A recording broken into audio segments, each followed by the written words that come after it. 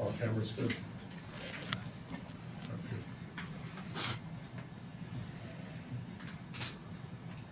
Good?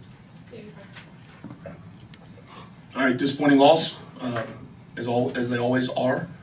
You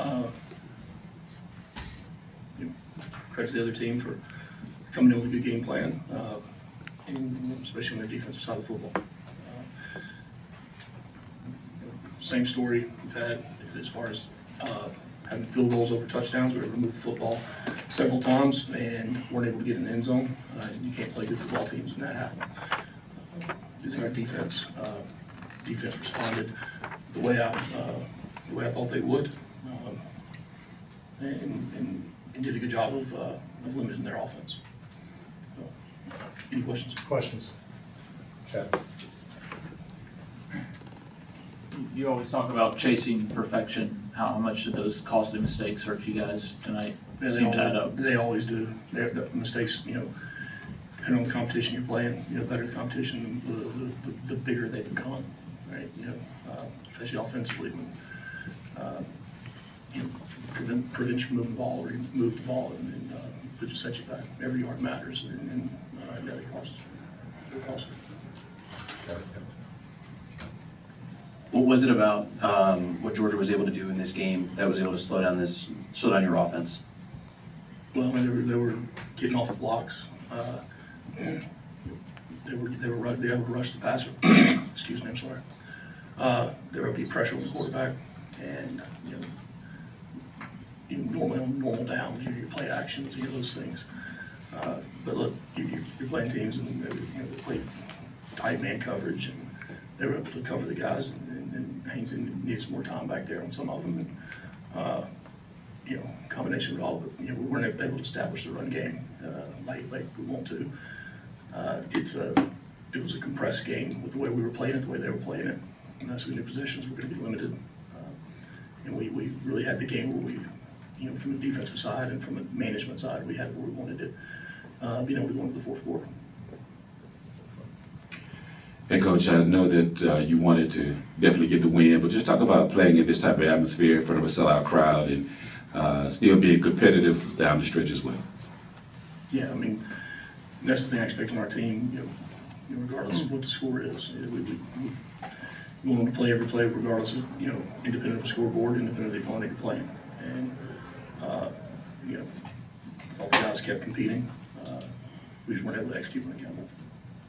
Can you talk a little bit about Phoenix? He hadn't played all year. You talked about getting guys ready. They play when they could play. He got his number called and Clay went down and played the whole game for you.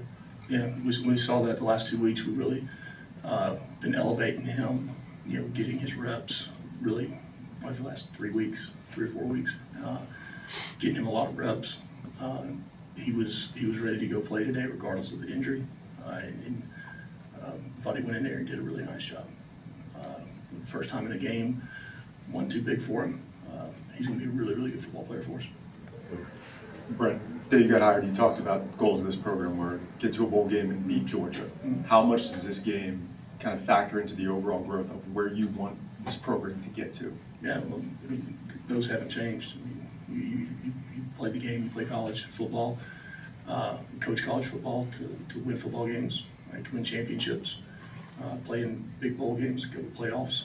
That's the end all goal. We're going to sit here and talk about setting a goal that's, subpar by any means. So, then today a loss is a loss. There's no justification to lose a football game. Just to follow up on that, what was your conversation, what was your message to the senior class after this game today? Well, I said we've got more football to play, right? And I'm proud of them, whether they've been here for 6 months or 6 years. The seniors have done a hell of a job really establishing a culture that we can continue to grow from, and we've got to continue to grow from. It's a couple over on this side. We'll go Rod and then Ken. Coach, would you talk about the play of the linebackers? That seemed like they really stepped up tonight, with Lacey and Spalding and of course Butler with the interception. They did, yes. They were playing downhill. Excuse me. They were playing downhill a lot harder. They were filling their gaps faster.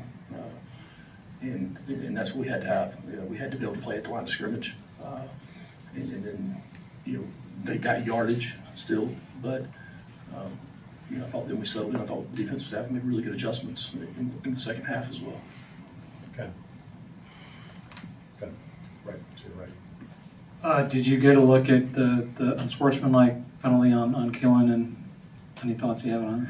I didn't, Ken. I looked up and tried to, you know, see it, but I didn't see what happened. I mean, I saw it live, and I won't make any comments on any judgment of things by any means. Coach, you talked about the adjustments that you expected to see out of your defense. You talked a little about the secondary. Stockton had to probably pull the ball down a little bit more than anticipated today. Just what you see out of that group on the back end. Yeah, I thought we played tighter coverage. You know, when they did go back to pass, I thought we were able to affect the quarterback numerous times, which was pleasing to see. It was pleasing to see the improvement that had been made really the last couple of weeks, whether it be by blitz or whether it be by four-man rush. And then I thought, you know, mixing in some of the drop 8 stuff on normal downs this week was a big benefit. It allowed us to be able to, you know, throw some zones off in the defense, and you know, so I thought it was a good game plan. I thought the guys executed it well. Najee. Coach, just talk a little bit about just the running game. And the 69 yards you guys had in this one. What running game? Yeah. Lack thereof. So my question to you, Coach, just how do you get that back on track? Your offense has been pretty good all season long. You guys are always a well-balanced unit. Just how do you get that running game back on track? Well, we'll have to, like everything, you look at the tape and see exactly what was going on. Usually when the running game's not working, it's because we're not sustaining blocks. It's usually not a schematic thing. I mean, there's a man across from you.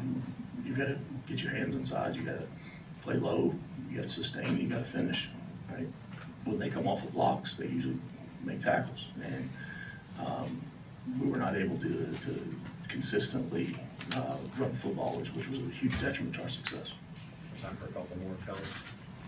You said earlier this week you've thought about the game last year every day since it happened, and what's kind of the next step for your team to get over this hump? I know it eats at you kind of to get a win in these games. You've been close, been one-score game or going overtime or whatever, but what do you need to do as a program to hit that next level? Continue to recruit, continue to coach, continue to become better versions of everything we do. Back to the Coach. Coach, how pleased were you with the defensive line as far as setting the edge? I know there have been issues with the past couple of games. I'm not pleased with anything. Again, I thought we executed what we're supposed to execute on defense. If you think there's a defensive player in there that's happy right now, you're wrong, because we're a team. All 3 phases, all 100+ guys on the team. Right? We're one football team. So whether one side of the ball has success or not, there's nothing pleasing in there. We executed the way we're supposed to execute. Thank you, Coach. All right, go Jackets.